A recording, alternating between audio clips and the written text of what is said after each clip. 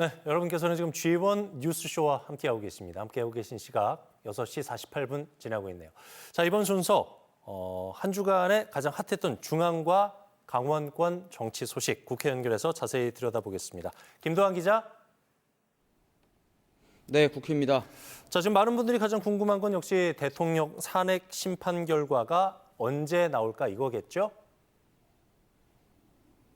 네, 맞습니다. 모두 마찬가지일 겁니다. 내일 나온다는 이야기도 있었고 11일이다 이런 이야기도 한참 돌았습니다만 현재로서는 14일 그러니까 다음 주 금요일 나올 것이라는 전망이 매우 우세합니다. 물론 헌법재판소가 공식 발표할 때까지는 아무도 모르는 일이긴 합니다. 네, 변론은 다 들었고 이제 변수도 없습니다. 마은혁 재판관이 임명되더라도 변론을 재개하기보다는 배제하고 갈 가능성이 매우 큽니다. 그러니까 8인 체제로 갈 거라는 겁니다. 결론이 날 때까지 수기를 하는 건데 노무현 대통령 탄핵 심판 때는 11차례, 박근혜 대통령 때는 8차례 평일을 열었습니다. 현재 일정은 17일까지 비어 있습니다. 탄핵 심판 결과를 금요일에 선고했던 관례를 볼 때 14일이 유력하다는 계산이 나오는 겁니다. 일부에서는 교황 선출 방식인 콘클라베처럼 만장일치로 결정을 내기 위해 헌재가 이견을 좁혀갈 것이라는 분석도 나오고 있습니다. 물론 워낙에 여론이 분열되어 있다 보니까 이런 노력도 의미가 없지는 않겠지만 꼭 그래야 하는 것도 아니고 딱히 옳다고도 볼 수 없을 것 같습니다. 개개의 최고 사법기관으로서 판단해서 원칙에 따라 결론을 내면 될 일이고 그 결론은 존중되어야 할 겁니다. 다만 상황이 조금 위험해 보이기는 합니다. 헌재 게시판에는 폭동 관련 글이 500개가 넘게 올라와 있습니다. 제2의 서부지법 사태 같은 극단적인 상황을 우려하는 목소리가 나오고 있습니다. 이런데도 일부 정치인들은 탄핵이 인용되면 폭동이 일어날 것이라면서 그릇된 선동을 하고 있습니다. 이재명 민주당 대표는 오늘 아침 페이스북에 어떤 폭력도 정의를 죽이지 못한다면서 의견이 있으면 설득하고 마음을 움직이라고 말했습니다. 폭력 선동은 반드시 그 대가를 치를 것이라고도 밝혔습니다.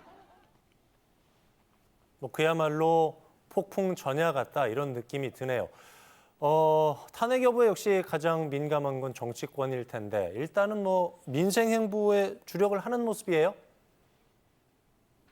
네, 오늘도 국정협의회가 가동됐습니다. 오늘 협의회는 여야만 참석했습니다. 최상목 대통령 권한대행은 참석하지 않았는데요. 마은혁 헌법재판관 임명을 미루고 있다는 이유로 민주당이 보이콧했습니다.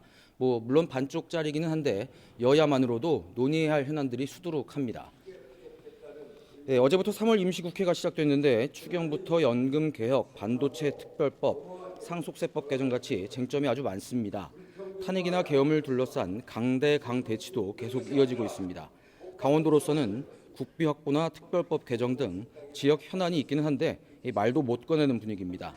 여야는 모두 중도층을 겨냥한 정책들을 쏟아내고 있습니다. 국민의힘은 영세 소상공인에게 100만 원 바우처를, 기초생활수급자와 차상위 계층에는 25만 원에서 50만 원씩 선불 카드를 지원하겠다고 나섰습니다. 민주당의 전국민 25만 원 정책과 차별화되는 선별 지원 방식 복지로 중도 표심을 공략하겠다는 전략입니다. 민주당은 여전히 전국민 지원이 맞다고 보고 있고 또 최근 이재명 대표는 AI 국민 펀드도 제안했습니다.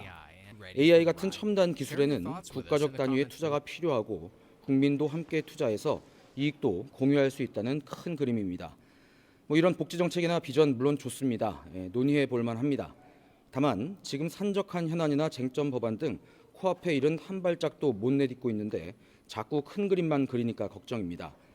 며칠 전 통계청이 자료를 냈는데 산업 생산 지수가 코로나 이후 가장 크게 하락했고 생산, 소비, 투자 3대 경제 지표가 모두 마이너스로 전환됐습니다. 물론 큰 그림도 그려야 하겠습니다만 급한 불은 끄면서 가야 하는 것 아닌가 싶습니다. 윤석열 대통령 탄핵 심판과 이재명 민주당 대표의 선거법 위반 혐의 2심 결과가 나와야 어떤 전환점이 마련되지 않을까 생각을 합니다. 네, 이번 주부터 새롭게 선보인 코너입니다. 국회 나우 김도환 기자가 복잡미묘한 정치권 소식을 귀에 쏙쏙 들어오게 잘 정리해 주셨는데 끝으로 김 기자가 바라본 이번 주 국회 날씨 어떤지요? 네, 국회 날씨 일교차가 아주 큽니다. 낮에는 탄핵이다 민생이다 해서 진영을 나눠서 다투고 있는데 밤에는 각자 주판안을 두드리고 있는 것 같습니다. 아마도 조기 대선을 염두에 둔 것이겠죠. 일교차가 굉장히 큽니다. 감기 조심하셔야겠습니다. 그러게요. 참 김동완 기자 얘기대로 일교차가 큰 국회 날씨였습니다. 언제쯤 일교차 없이 따뜻한 봄날이 올 수 있을까요? 그날을 기대해 보면서 다음 주에도 계속해서 김동완 기자가 전해주는 국회 날씨 기대하겠습니다. 잘 들었습니다.